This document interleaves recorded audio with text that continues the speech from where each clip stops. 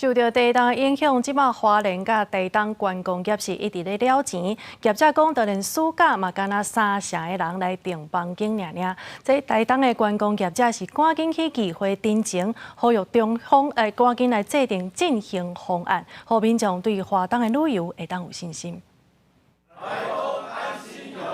30外个台东地区的观光业者做伙去台东县议会定情，表达花莲地震了后，台东的旅宿业受到苏花公路的损害，小连续航退房，团客无爱来，散客嘛减少，尤其是休热就要到啊。台东县热气球节旅游的大月，平均的订房率敢若剩3成，比往年有甲8成的订房率是减真济。烦恼长期落来会有饭店经营袂落去，希望中央甲花东看作是一体，提出具体进行旅游的方案。以往都有6成的订房率，现在只有剩下2-3成，连暑假也在退订，这样是很可怕的，影响到我们在地游览车接北部客人的生意。那所以，其实我们整个现在游览车的生意，大概目前最少都掉到6-7成左右。有业者表示，游客买来的上大因素是对地震了后的交通无信心，环岛的行程全部拢去用取消。不过，嘛有业者认为讲，政府颠倒会当趁这个机会，好好发展而且补助哪些公路的旅游，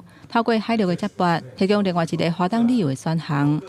可能大型的邮轮没有办法啊，但是中小型的邮轮应该它有机会来克服有关苏花公路大家没有信心的这一段。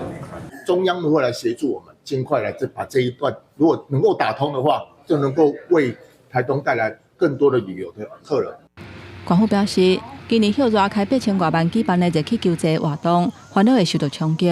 不过，已经有透过各种影音宣传的管道，对外宣传台东旅游的安全。不过，也是会向中央传达台东观光业者的心声，在地震了后进行旅游的方案内底，把花东看作是一体，做伙来复兴。记者综合报道。